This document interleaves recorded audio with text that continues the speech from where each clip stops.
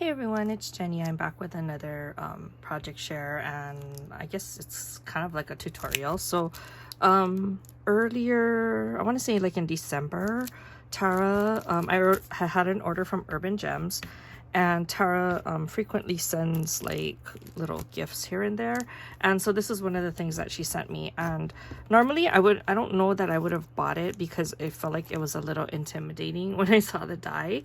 And then I guess this is what it's supposed to look like. So I decided to, since that's one of my crafty goals is to bust out your dies and use them.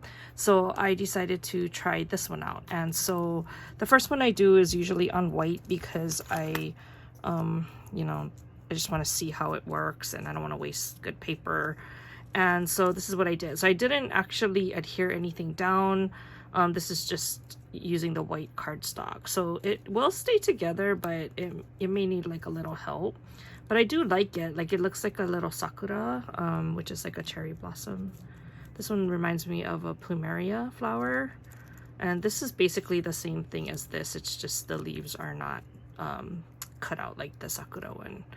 So you get 3 different flowers, and you also get the leaf die. So it looks like it'll be big, but by the time you fold it down, it's actually not very big at all. And so once I actually looked at the packaging, I realized that there was some instructions on how to put it together. So if you follow that, it actually shouldn't be too difficult. So since I was actually watching Christian's live, or listening more like, and I had die cut all of these flowers out of felt because I thought, oh, that would be kind of cool to see if I can make it out of felt as well. And as you can see, I had a hard time with some of them. Those were the ones that I made at the very beginning, and I thought I could do it the same way that I did these, where I didn't glue it down, but I didn't glue like every single petal down. But I think when you're using felt, because it's a little bit bulkier and not like, it won't crease like how regular paper does, then I think it's easier if you actually glue it down. So I thought I would just show you what I did so you don't feel that intimidated. And I did check with Tara, and she does have this die still in stock, so it's still available if you're interested in it. So this is the sizes of the dies once it's cut out. And so when you follow the instructions, you just kind of face it the same way.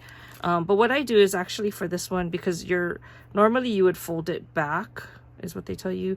So I just turned it forward and I fold it forward, and I just put a little dot of glue, and then I just fold back all the little petals.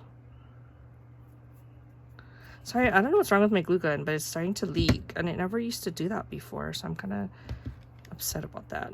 I'm kind of disappointed because now all my glue sticks are going like super quick. Wasn't like that before. Okay, so it'll look like this, and then what you do is you flip it over, and then you're gonna start gluing down the petals this way. Okay, so what I recommend is that you just put a little bit of glue right there, just really little bit, and then you push that down, because that's where the crease marks would have normally been on the paper. Sorry. Okay, and then you just go in a circle. They tell you to go clockwise, and then so you're going to fold this one up. So I kind of fold it to match it. See how it kind of nests nicely? And that's where you're going to aim for. So then I put the glue dot right there on the last one. So then I'll put the glue dot right here. Okay, so then you'll start to see your flower form. See? Then it actually fits together nicely. Don't look at the first ones I made, they were awful. I'm gonna have to throw them away. I was hoping maybe I could salvage it, and maybe I can. What I'm thinking of doing to salvage it is like maybe gluing something in the middle, and then you won't see all the mess. Okay, so the last one is the most tricky. So as you can see, it's hanging out the edge over here. So you have to lift up this petal, which is the first petal that you did, and then you tuck it under, and then it comes out nicely, right? And then I just put a little bit of glue. And I think, like I said, if you do paper, it might be a different story. I just burnt myself. And then there you have it. So that's the one that looks like the sakura. Let's just do the smaller one for really quickly. It's the same way. So I just glue down these little extra leaf parts. Sorry, I'm trying to do it fast so you guys don't have to like sit here and wait for me. I wasn't gonna do this, and then I thought, you know what, maybe it'll help people if they saw somebody doing it versus just looking at the instructions. But the instructions were okay. I just had to kind of figure it out after I cut it out. Okay, so then you turn it over, right? And then you're gonna flip it up. So again, I put a little bit of glue just on that one part there. Okay, so you have that first petal, that's your guide, and then you're gonna go clockwise. Then I put the glue right where that other one was flipped over, and you line it up so that it looks, gosh, look at all my cobwebs, my spider webs. Okay, and then you put glue here and you line it up, and then you put some glue here. You're gonna lift up this petal and line it up. Okay, and then the last one, again, you have to lift it up. I kind of position it, and then I put my glue. I think that was the easiest way for me to figure out how to do it, because when I didn't do that, like, it came out super wonky. Like, look how bad that looks. The only reason why I saved it is to show you guys how bad it was. So that one's probably gonna have to go in the trash because I don't think I can save that one at all. But basically what I did was I just went through my whole what is it called, my felt stash. and I just did. Okay, so this is the smallest one, and this one is a little trickier. So again, if you look at the instructions, it points, the petals point that way, and then you just fold it, and so it doesn't fold as nicely as the other one does.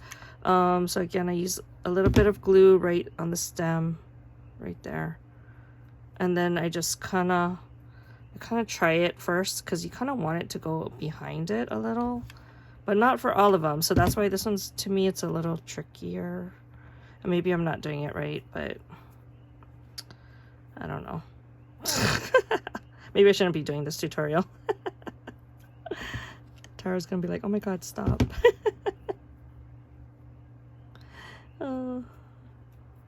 Well, if nothing else, hopefully I'm entertaining.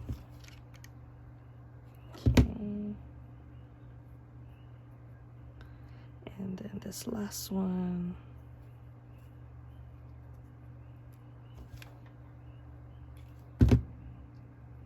Okay. So it's a little wonkier than the other ones, but you kind of get the gist, and it looks more, like I said, it looks more like a plumeria flower to me than the other one. The other one reminds me more of like a sakura. I don't know. I guess it's supposed to go like this. Anyway, so that is my project share. I didn't actually make like a whole project out of it, but like I said, I was just playing around while I was listening to Christian's live, and I thought it would be fun to just do one with you. So let me just try to figure out. I think this is what I had in mind. So I have these little flowers from Little Birdie, I think they're called. Little Birdie flowers. So let's see if that looks cute in the middle. See, you could totally make it like that. Look how cute, right? I wonder if I can salvage that ugly one. Probably not. Oh, maybe I can salvage it a little. It looks wonky though. It doesn't look as nice as the other ones do. So I don't know if I want to waste my my flower on that one. But look how sweet that looks. Okay, let's just try. Aww. Look how cute. Okay, and then you can add in a leaf. Let's do one of these. Like that. Of course, you can like use your heat gun and get rid of all the spider webs. See? Then you can add the leaf. And then you have an embellishment. So again, don't be afraid to just try and cut these things, because it's probably not as difficult as you think. And like I said, this one has the instructions on the back. So once you just kind of practice, I would practice on paper first. I think the paper is easier because then it actually gives you the crease marks on it. So I would kind of do that. It's a little hard to use double-sided paper. I tried it on that because obviously you're going to see on both sides. So you might want to start with like solid paper or pattern paper with coordinating colors on both sides before you start diving into your favorite paper collections. Anyway, so like I said, I made quite a few. I'm not sure what I'm going to do with all of them now, but I think I don't know, maybe I'll make a project later on. Okay, well, that's it. That's all I have for you now. I'll talk to you guys in the next video. Bye.